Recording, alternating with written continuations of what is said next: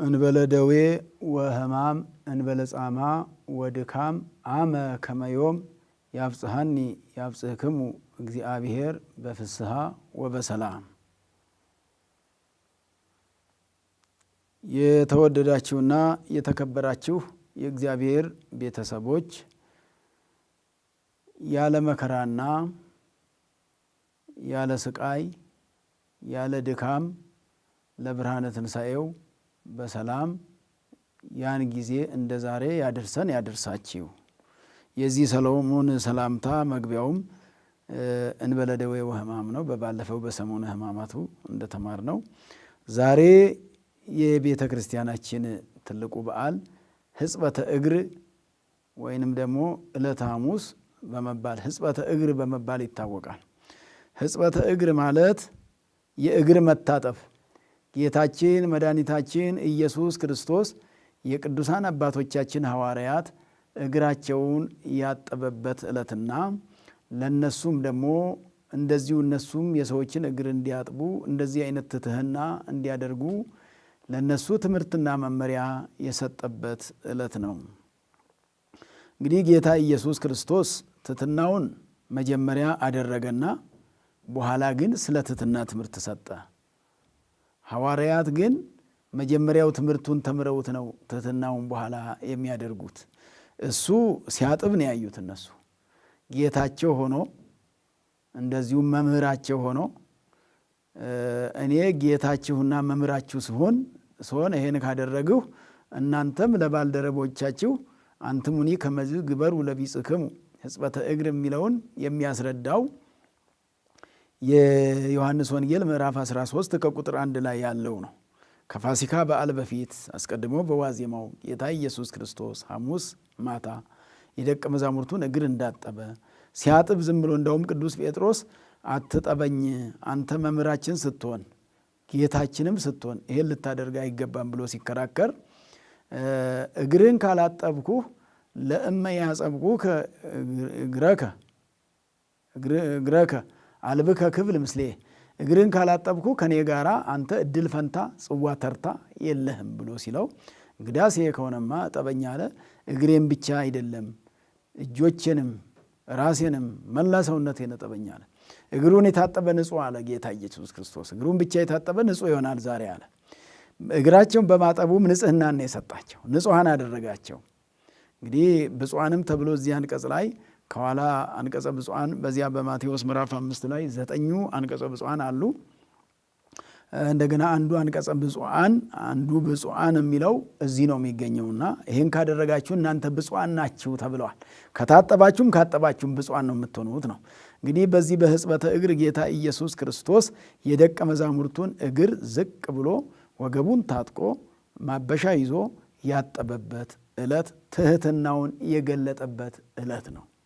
ስለዚህ ሕጽበተ እግር ማለት የእግር መታጠቢያ ጌታ ኢየሱስ ክርስቶስ በዓለም ተደርጎ የማይታወቀውም ማንም የተላላኪዎቹን የተማሪዎቹን እግር ያጠበ የለም ነበረ ከዛ በፊት። ከዛ በኋላ ግን በገዳማት ዛሬ ይታጠባል። በዚህም በቤተ ክርስቲያንም ደግሞ በዓመት በዚህ ቀን አርአያውን ለማሳየት እንዳይቀር ለማድረግ ትሕትና በቤተ ክርስቲያን ሁልጊዜ ቋሚ ነገር እንደሆነ ለማሳየት ዛሬ በየዓመቱ ይታሰባል። ጌታ ኢየሱስ ክርስቶስ የደቀ መዛሙርትን እግር ያጠበበት ዕለት ስለሆነ ተብሎ ይታጠባል። ትልልቆች አባቶች ዝቅ ብለው የሁሉንም ሰው እግር ያጥባሉ፣ ይላላካሉ፣ ይታዘዛሉ ማለት ነውና ሕጽበተ እግር ይባላል ይሄ በዓል። በዚህ በሰሙነ ሕማማት ሐሙስ ተለይቶ የሕጽበተ እግር ዕለት እንግዲህ ስርዓተ ቅዳሴም ይደርሳል፣ ኪዳን ይደርሳል።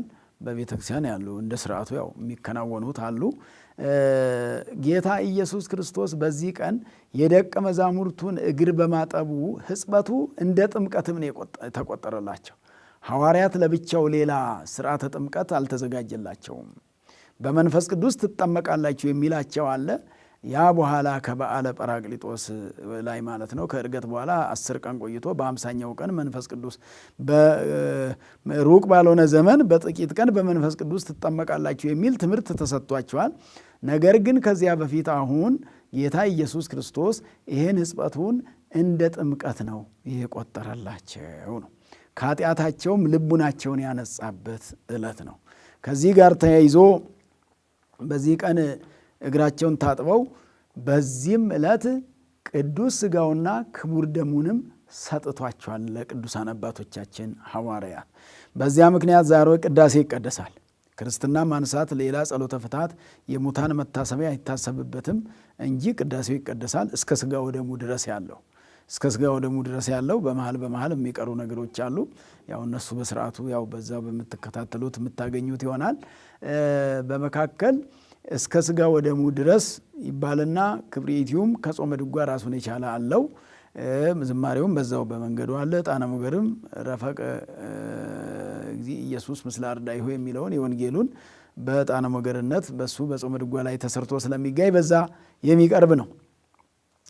ስለዚህ በዚህ ዕለት ጌታ ኢየሱስ ክርስቶስ ለደቀ መዛሙርቱ ትኩስ ሥጋውን ትኩስ ደሙን ቅዱስ ሥጋውና ክቡር ደሙን የሰጠበት ዕለት ነው። በዚህ ቀን ከሕጽበቱ በኋላ ከታጠቡ በኋላ ከነጹ በኋላ እንደ ንስሐ ይሄ ከተቆጠረላቸው በኋላ በእርግጥ እነሱ ከጌታ ኢየሱስ ክርስቶስ ጋር ከሆኑበት ጊዜ ጀምሮ 3ቱን ዓመት ከሱ ጋር ሲኖሩ እነርሱ ከኃጢአት ነፃ ወጥተዋል።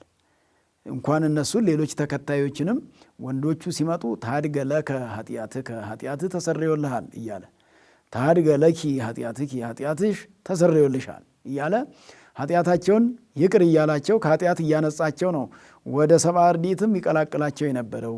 ሌሎቹን ደግሞ ኃጢአትሽ ተሰርዮልሻል እያለ ወደ 36ቱ ቅዱሳት እናቶች ይቀላቅል የነበረ። እኛንም ከኃጢአት ያንጻን አምላካችን መድኃኒታችን ኢየሱስ ክርስቶስ ከወደቅንበት ኃጢአት እንዲያነሳን፣ ከረከስንበት እንዲቀድሰን፣ ከበደላችን ሁሉ ንጹሕ እንዲያደርገን መልካም ፈቃዱ ይሆንልን። ሰው በደለኛ ነው፣ ኃጢአተኛ ነው። ስለዚህ በዚህ ቀን የሐዲስ ኪዳን የመጀመሪያው ቅዱስ ሥጋውና ክቡር ደሙ ለመጀመሪያ ጊዜ ለሰው ልጅ ለዓለም የተሰጠበት ዕለት፣ ለሐዋርያት የተሰጠበት ዕለት የዓለሙ ነገ በመልዕልተ መስቀል የሚሰጥ ነው። ምን አላቸው? በማቴዎስ ወንጌል ምዕራፍ 26 ቁጥር 16 ላይ ወእንዘ ይበልዑ ነሣ ኅብስተ እግዚእ ኢየሱስ ባረከ ወፈተተ ወወሀቦሙ ለአርዳኢሁ። ሲበሉ አለ ጌታ ኢየሱስ ክርስቶስ የፋሲካውን በግ ሲበሉ አለ የፋሲካውን በግ ሲበሉ አንስቶ ለብቻው አምጥቶ ይሄንን ብሉት፣ ያን በግ አፍሱን፣ በጉን የፋሲካውን በግ የበዓሉን በግ ከበሉ በኋላ ኅብስትም አምጥቶ ከወይንም አምጥቶ ጌታ ኢየሱስ ክርስቶስ ከዚህ ቆርሶ ይሄ ሥጋዬ ነው፣ ነገ በመልዕልተ መስቀል የሚቆረሰው ነው አላቸው። ይሄ ደግሞ ደሜ ነው፣ ነገ ለእናንተ ኃጢአት ለዓለሙ ኃጢአት ማስተስሪያ በመስቀል ላይ ተሰቅዬ የሚፈሰው ነው አለ። ጊዜው ደርሷል ማለት ነው። ለስቅለት ዋዜማ ነው። ነገ የሚሰጠው ይሄ ነው ብሎ ትኩስ ሥጋ ትኩስ ደም አድርጎ ሰጣቸው መድኃኒታችን ኢየሱስ ክርስቶስ። ስለዚህ ዛሬ ለአባቶቻችን ለሐዋርያት ቅዱስ ሥጋውና ክቡር ደሙን የሰጠበት ዕለት፣ ያቆረበበት ዕለት፣ ምስጢረ ቁርባን የተፈጸመበት ዕለት ነው። ይህ ቀን ከሕጽበተ እግር ጨምሮ ጌታ ትሕትናውን አሳየ። እንደገና ደግሞ ምስጢረ ቁርባን የፈጸመበት ዕለት ዛሬ ካህኑ የሚፈጽሙት በቤተ ክርስቲያን ምእመናንም ሁሉም ሰው ንስሐ ገብቶ ሥጋውን የሚበላው ደሙን የሚጠጣው በዚህ ቀን ነው የተመሰረተው ነው። ሐሙስ ዕለት ነው የተመሰረተው ነው። በምሴተ ሐሙስ ጌታ ኢየሱስ ክርስቶስ የሥጋውን ደሙን የሰጠበት ዕለት ስለሆነ ምንድን ነው የሚባለው? ይሄ ዕለት የጌታ እራት ቀንም ይባላል። በዚህ ቀን ደግሞ የበለጠ የአዲስ ኪዳን ምስጢረ ቁርባን ወይም ምስጢረ ቁርባን ማለት ከ7ቱ ምስጢራት አንዱ ነው። እንግዲህ ያለ ቁርባን ድነት የለም። ሥጋዬን የበላ ደሜን የጠጣ የዘላለም ሕይወት አለው፣ ሥጋዬን ያልበላ ደሜን ያልጠጣ ደግሞ የዘላለም ሕይወት የለውም፣ ሞት ይፈረድበታል፣ ከእግዚአብሔር ተለይቶ ይቀራል ተብሎ በዮሐንስ ወንጌል ምዕራፍ 6 ቁጥር 54 ላይ የምታገኙት ነው። እሱ ነገር ዛሬ ነው የተጀመረ ማለት ነው። ሥጋው ደግሞ መስጠትን የጀመረው ራሱ የሥጋው ደግሞ ባለቤት ኢየሱስ ክርስቶስ ነው። ካህናት መስጠት የጀመሩት በኋላ ከጌታ በኋላ ነው። መጀመሪያ ራሱን የሰጠ እሱ ነው። 13 ቦታ አድርጎ እንግዲህ 13 ቦታ አድርጎ ለ12ቱ ሐዋርያት 13 ቦታ አንዱን ለሱ። ምክንያቱም ካህኑ ዛሬ ተቀብሎ ስለሚያቀብል ማለት ነው። ተቀብሎ ነው የሚያቀብለው እንጂ ሳይቀበል ማቀበል የለም፣ ሳይቆርቡ ማቁረብ የለም፣ ሳይጠመቁ ማጥመቅ የለም፣ ሳይድኑ ማዳን የለም፣ ሳይመከሩ መምከር የለም፣ ሳያውቁ ማሳወቅ የለም። የቤተ ክርስቲያኒቱ ትምህርት እንዲህ ነው። ካወቁ በኋላ ወደ ማሳወቅ ነው። ራስ ከተረዱ በኋላ ወደ ማስረዳት ነው። አጋጣሚ ሆነው ሳይረዱ አስረዳለሁ ቢባል ግን ከመጉዳት ይልቅ መጥቀም ላይሆን ይችላልና በዚህ መልክ የምናየውና ቅዱስ ቁርባኑ ስርዓተ ቁርባን የተፈጸመበት ዕለት ነው። እንግዲህ ጌታ ኢየሱስ ክርስቶስ በዚህ ሌሊት በምሴተ ሐሙስ ማታውኑ እንግዲህ እነሱ ከምሽቱ 3 ሰዓት ነው የተያዘ ጌታ ኢየሱስ ክርስቶስ ለቅዱሳን አባቶቻችን ሐዋርያት ሥጋውን ደሙን ምስጢረ ቁርባንን ከሰጣቸው በኋላ የተያዘው። ስለዚህ የቅዱስ ሥጋውን ክቡር ደሙን ለእኛም የኃጢአት መደምሰሻ፣ የነፍስ መቀደሻ፣ የዲያብሎስ ድል መንሻ፣ የክርስቶስ እጅ መንሻ፣ የመንግሥተ ሰማያት መውረሻ ያድርግልን። ድካሙ ሁሉ ለቁርባን ነው። ምጽዋቱ ሁሉ ለመቁረብ ነው። ሰው ሁሉ የመጨረሻው ነገር ለፍቶ ደክሞ መጨረሻው ሥጋውን ደሙን ካልተቀበለ ዋጋ ስለሌለው የመጨረሻ የሕይወታችን ማጠቃለያ ከእግዚአብሔር ጋር ልንኖርበት የምንችለው የመጨረሻው ይህ ነውና እንግዲህ ዛሬም ሥጋው ደሙ የሚዘጋጀው እምፍሬ ስርናይ ወወይን ወቅብ በዝሃ ከስንዴ ተዘጋጅቶ ሥጋው ደሙ ይሆናል። ጌታ ኢየሱስ ክርስቶስ የተያዘው በምሴተ ሐሙስ 3 ሰዓት ሐሙስ 3 ሰዓት ስለተያዘ ሌሊቱን ሲያንገላቱ ከጲላጦስ ወደ ሄሮድስ ከሄሮድስ ወደ ጲላጦስ እያመላለሱ ራሱን ከእግዚአብሔር አስተካክሏል እያሉ ምስክር እያመጡ እነ መጻጉዕ እየመጡ እየመሰከሩበት በጥፊ እየመቱት መከራ ሲቀበል ነው ያደረው። ከቀኑ ደግሞ 9 ሰዓት ላይ ነው እንግዲህ ነፍሱ ከሥጋው የተለየችው። የተሰቀለው 6 ሰዓት ሆኖ እስከ 9 ሰዓት እንግዲህ ፀሐይ ሁሉ ጨልሞ ነው የዋለው። የቀኑ 9 የሌሊቱ 9 አንድ ላይ 18 ሰዓታት መከራ የተቀበለው 18 ሰዓታት ነፍሱ ከሥጋው እስከምትለይ ድረስ ማለት ነው። ዛሬም አንድ ሰው ሥጋ ወደሙ መቀበል የሚገባው ከምግብ ተከልክሎ 18 ሰዓታትን ቆይቶ ነው። 18 ሰዓታት ቆይቶ ቀለል ያለ ነገር ተመግቦ ከዚያ በኋላ ሆዱ ባዶ ሲሆን ለአፍ ምሬት ሲሰማው ነው የሚለው ትምህርታችን። ለአፍ ምሬት ሲሰማ፣ ምክንያቱም ሆዳችን ባዶ ሲሆን ምግብ ሲያጣ አፋችን ይመር የለ ልክ እንደዛ አፋችን ሲመርና ሆዳችን ውስጥ ምንም ነገር ሲያልቅ ሥጋው ደሙ መቀበል ይገባል ነው አስተምሮ። 18 ሰዓታት ከሥጋ ምግብ ተለይቶ መቆየት ይገባል እንጂ ሥጋዊ ምግብ እየተመገቡ መቁረብ አይቻልም። ሆዳችን ባዶ ሆኖ ለአባቶቻችን ለሐዋርያት እነሱ በጋፍሱን እንደበሉ ነው ቁርባኑን የሰጣቸው፣ በተአምራት ስላጠፋላቸው ነው። ጌታ ኢየሱስ ክርስቶስ የሚሳነው ነገር ስለሌለ እሱ አንደኛ በእሱ እጅም ነው የቆረቡት።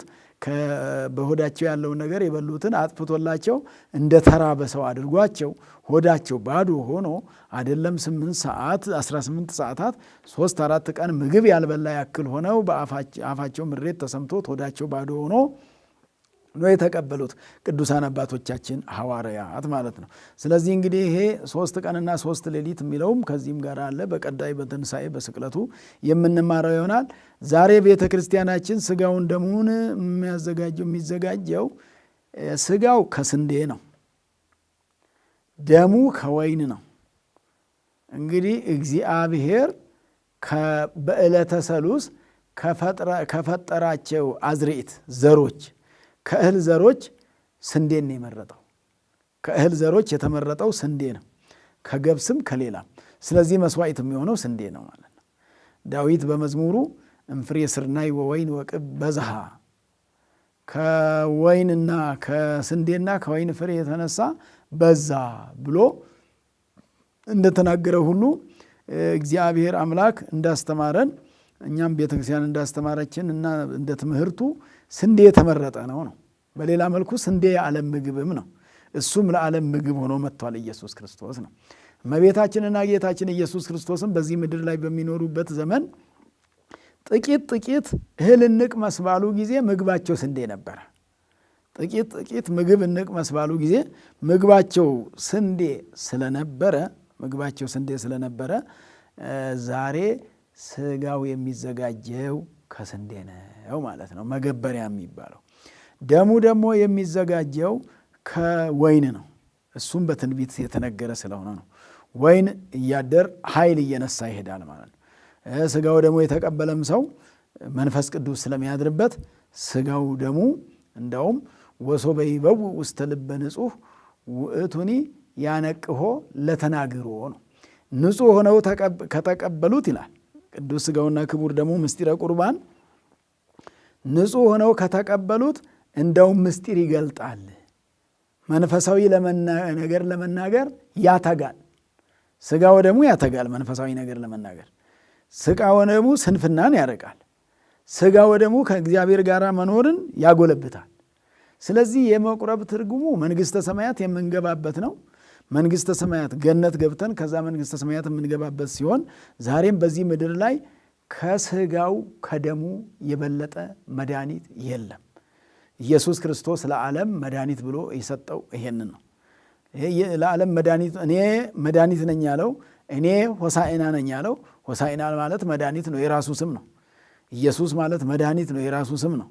መድኃኒት ነኝ ያለው እኮ ሥጋዬ ተቆርሶ ደሜ ፈሶ ይበላል ይጠጣል ትድኑበታላችሁ ዓለም ይድንበታል ማለት ነውና ስለዚህ ሥጋውን ደሙን መቀበል የዘላለም ሕይወት ማግኘትም ነው። እንደገና በዚህ ምድርም ደግሞ ከበሽታ ሁሉ ነፃ መሆን ነው።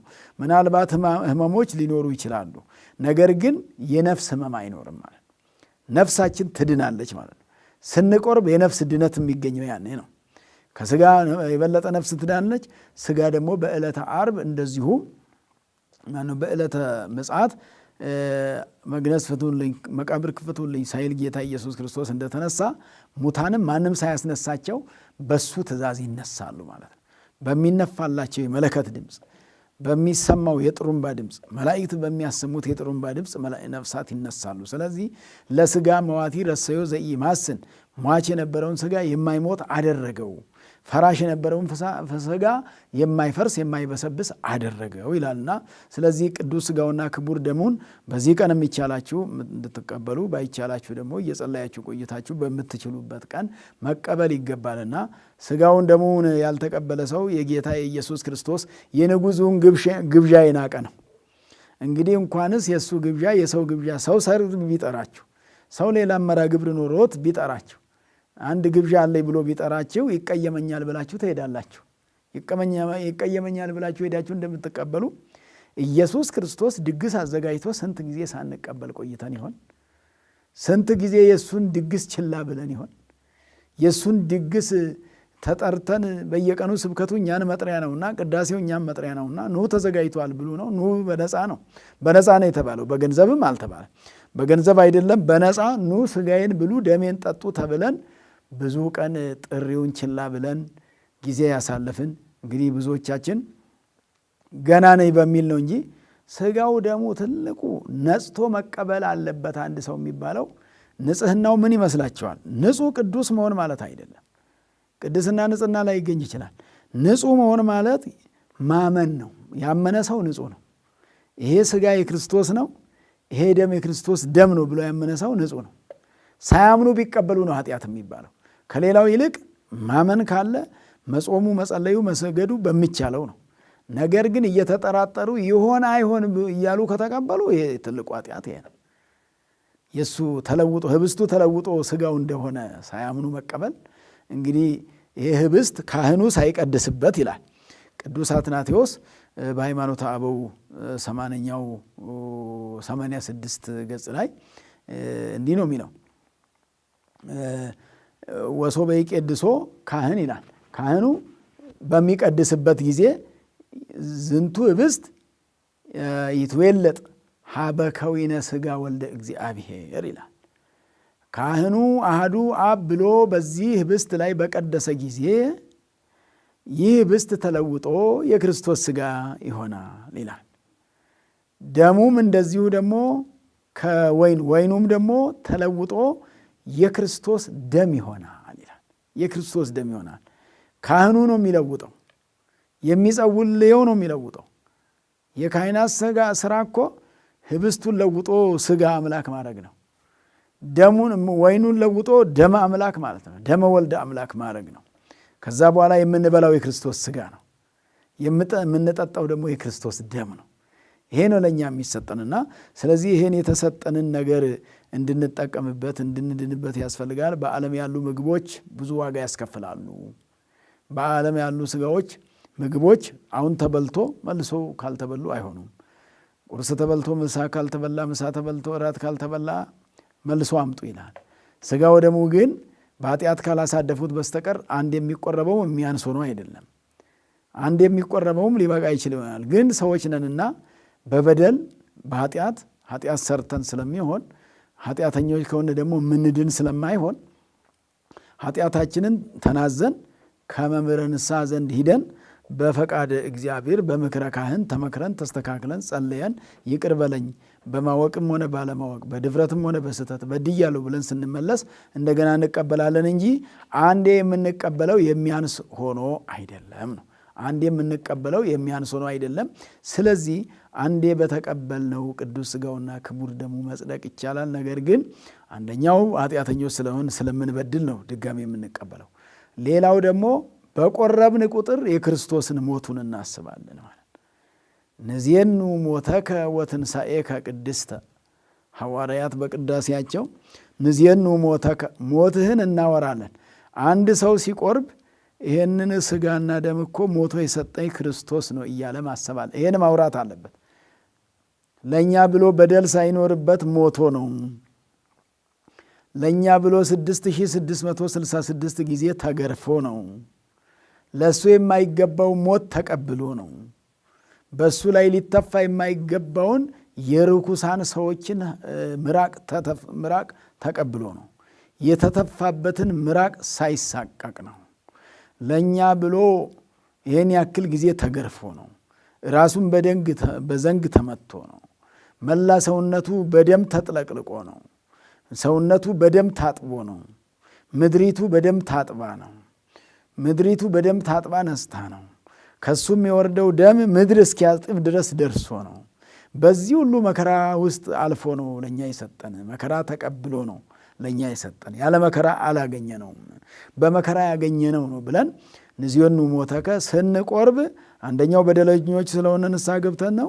ሁለተኛው ምክንያታችን ደግሞ የእሱን ሞት እያሰብን መቁረብ ያስፈልጋል። የእሱ ሞት እንዳይረሳ በሥጋዊ ምግብ በይበልጣውን በበዓላቱ እንግዲህ የምድር ምግቦች በጣም ይንጋጋሉ፣ ያሳስባሉ፣ ይዘጋጃሉ። መልካም በዓል መግለጫ ነው፣ የበዓሉ መከበሪያ ነው። ከሌላው ቀን ለየት ያሉ ምግቦች መዘጋጀታቸው ይሄ በዓል የከበረ በዓል መሆኑን የሚያሳይ ነው። መልካም ነው። ነገር ግን በእነሱ ላይ ብቻ እንዳንቀር ያስፈልጋል። ከሥጋዊ ምግብም ሻገር ብለን የነፍስ ምግብም እንዳለ፣ ጊዜያዊ ምግብ ብቻ ሳይሆን የዘላለም ምግብ እንዳለ፣ ኃላፊ ምግብ ብቻ ሳይሆን የማያልፍ ምግብም እንዳለ፣ ለዚህ ለምድራዊ ምግብ ብቻ እንዳትገዙ ተብለን በዮሐንስ ወንጌል ምዕራፍ 6 ላይ ጌታ ኢየሱስ ክርስቶስ አስተምሯል። ለሥጋዊ ምግብ ብቻ እንዳትገዙ ለኃላፊ ምግብ ነው የተባሉት። እንደው ለኃላፊ ምግብ ብቻ እየተገዛችሁ የሰማዩ ነገር እንዳይቀርባችሁ ጌታ ኢየሱስ ክርስቶስ እዚሁ ዮሐንስ ምዕራፍ 6 ቁጥር 35 ላይም እንዲህ ነው ያለው፣ አነ ውእቱ ኅብስተ ሕይወት ዘወረደ እምሰማይ፣ ከሰማይ የወረደ የሕይወት እንጀራ እኔ ነኝ አለ። ያን ነው ዛሬ በምሴተ ሐሙስ የፈጸመው። ከሰማይ የወረደ የሕይወት እንጀራ እኔ ነኝ። ወዘበላ ሥጋዬ ኢይርህብ ለዓለም ወዘሰ ሰትየ ደሜ ኢይጸምዕ ለዓለም። ሥጋዬን የበላ ለዘላለሙ አይራብም፣ ረሃብ የለበትም አለ። ሳይቆርብ የሚኖር ሰው ረሃብተኛ ነው። ከረሃብተኝነት እግዚአብሔር ዓለማችንን ያድልልን። ሳይቀርቡ ወደ ሥጋ ወደሙ ሳይቆርቡ የሚኖሩ ረሃብተኞች ናቸው። ያውም ረሃባቸውን ያላወቁ። የሥጋ ረሃብስ እንደ ራበንም እናውቃለን። ይሄኛው እኮ እንደ ራበንም ሳናውቅ፣ አንዳንድ ጊዜ እንደ ራበን ሳናውቅ ሳንረዳ ያለን መስሎን ተርበን አለን። ዓለም ተርቦ አለ። ክርስቲያን ሆኖ ኦርቶዶክስ ሆኖ ንስሐ አባት ይዞ ሳይቆርብ የሚኖር ረሃብተኛ ክርስቲያን ማለት። ከረሃብተኝነት እግዚአብሔር ያድነን። የተጠማ ክርስቲያን ማለት ጠምቶት እያለ ተዘጋጅቶለት የማይጠጣ የእሱን ደም መጠጣት እየቻለ የማይጠጣ እሱ ያዘጋጀውን ነገር ሳይቀበል የሚኖር። በዚህ መልክ የምንኖረው ሁሉ እንግዲህ ማስተዋልና መረዳት ስለሚያስፈልገን ነው። አምላካችን መድኃኒታችን ኢየሱስ ክርስቶስ ቅዱስ ቁርባኑን ዛሬ ክቡር ደሙን ዛሬ ለቅዱሳን አባቶቻችን ሐዋርያት ሰጣቸው። በመስቀል ላይ ሲሞት ሲሰቀል ከዛ በኋላ ይሄንን መስርቶልን፣ እንዳውም ይሄ ቀዳም ስዑርም መስዋዕተ ኦሪት የተሻረበት ዕለትም ይባላል። ይሄ ቅዳሜ ዕለት መስዋዕተ ኦሪት ተሽሯል ተብሎ ቀዳም ስዑር ይባላል። ነገር ግን በዓል ስለተነባበረ ነው እንጂ መስዋዕቱ የተሻረው ዛሬ ኢየሱስ ክርስቶስ እንግዲህ እንደሚሻር ይሄ ነው ከዚህ በኋላ የሚጠቅማችሁ ብሎ ሰጥቷቸዋል ሐዋርያት። በእርግጠኝነት ደግሞ ዓርብ ሙሉ ለሙሉ እንግዲህ እሱ መስዋዕት ሲሆን የኦሪቱ መስዋዕት የበጎቹ የላሞቹ በቃላቸው ማለት ነው። የብሉይ ኪዳን መስዋዕት የነበረው የበጎቹ ነበር፣ የላሞቹ ነበር። ዛሬ ላሞችና በጎች ወደ ቤተ ክርስቲያን የሚመጡት ስለት ስላለና ሰዎች ስለተደረገላቸው መልካም ነገር በእግዚአብሔር ፊት ያቀርባሉ። ነገር ግን ይሄ መስዋዕት የብሉይ ኪዳኑ አይነት መስዋዕት ማለት አይደለም። ዛሬ የመዳኛው መስዋዕት መስዋዕተ ወንጌል፣ የአዲስ ኪዳን መስዋዕት፣ የአዲስ ኪዳን መዳኛችን ክርስቶስ ራሱ ሰጥቶናል። ፋሲካችን ክርስቶስ ታርዷል ይላል ሐዋርያው ቅዱስ ጳውሎስ ማለት ነው። ስለዚህ መስዋዕት አዲስ ኪዳን፣ የአዲስ ኪዳን መስዋዕት ኢየሱስ ክርስቶስ ራሱ ነው። ዘመኑም አዲስ ኪዳን፣ እሱም ሐዲስ ነው። ወልበስዎ ለሐዲስ ብእሲ ቅዱስ ጳውሎስ አዲሱን ሰው ልበሱት አለ። አሮጌን ሰው ተውት አለው። አሮጌው አዳም ነው፣ አዲሱ ኢየሱስ ነው። አሮጌው ብሉይ ነው፣ አዲሱ ደግሞ ክርስቶስ ነውና በዚህ መልክ ከመስዋዕተ ኦሪት ወደ መስዋዕተ ሐዲስ፣ ከመስዋዕተ ብሉይ ወደ መስዋዕተ ሐዲስ፣ ከመስዋዕተ ኦሪት ወደ መስዋዕተ ወንጌልም የተሸጋገርንበት ዕለት ስለሆነ በዚህም ቀን እንግዲህ አምላካችን መድኃኒታችን ኢየሱስ ክርስቶስ የመጨረሻውን ነገር ለሐዋርያት ነግሯቸው ትሕትናውን ከገለጠ በኋላ እግር በማጠብ ሥጋው ደሙ ሰጥቷቸው ምስጢረ ቁርባን ሰጥቷቸው ከዛ በኋላ የዮሐንስ ወንጌል ምዕራፍ 13ን 14ን 15ን 16ን 17ን በዚህ ቀን ነው ያስተማረው ማለት። እነዚህ በእነዚህ ምዕራፎች የተከፈሉት የዚህ ከሥጋ ወደሙ መስጠት በኋላ ያሉ ትምህርቶች እስከሚይዙት እስከ ምሽቱ 3 ሰዓት ድረስ ይሄንን ነው ሲያስተምራቸው ያመሸው። በ3 5 6 7 4 ምዕራፎች ናቸውና 5 ምዕራፎች ናቸው። 3 4 5 6 7 5 ምዕራፎች ናቸው። በ5 ምዕራፍ ነው የተከፈለው ይሄ። ስለዚህ እምድኅረ ሥጋ ወደሙ ከተቀበሉ በኋላ ይሄንን ያስተማረው። ከዚህ በኋላ ጰራቅሊጦስ ይመጣል፣ መንፈስ ቅዱስ ይመጣል፣ እኔ ያስተማሯችሁን ሁሉ እንድታስተውሉ ያረጋችኋል ብሎ ከ50 ቀን በኋላ የሚሆነውን ነገር ለቅዱሳን አባቶቻችን ለሐዋርያት መድኃኒታችን ኢየሱስ ክርስቶስ አስረድቷችኋል ማለት ነውና ምእመናን ብዙ ትሩፋት ሰርታችሁ ቤተ ክርስቲያን ሰርታችሁ ገንብታችሁ መልካም ነገር አድርጋችሁ አብልታችሁ አጠጥታችሁ ብዙ መልካም ነገሮች ኖሯችሁ ሥጋውን ደሙን ካልተቀበላችሁ ሕይወት ማለት ስለማይሆን ሥጋውን ደሙን ተቀብላችሁ የዘላለም ሕይወት ለማግኘት እንድትችሉ ተግታችሁ ነቅታችሁ ከንስሐ መምህራኖቻችሁ ጋር በመነጋገር ለሥጋው ደሙ ራሳችሁን እንድታዘጋጁና ሥጋው ደሙ እንድትቀበሉ ያስፈልጋል።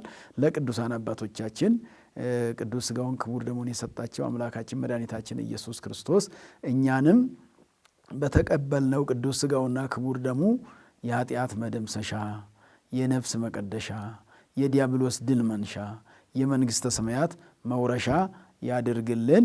እንበለ ደዌ ወሕማም እንበለ ጻማ ወድካም አመ ከመዮም ያብጽሐኒ ያብጽሕክሙ እግዚአብሔር በፍስሐ ወበሰላም ለብርሃነ ትንሣኤሁ።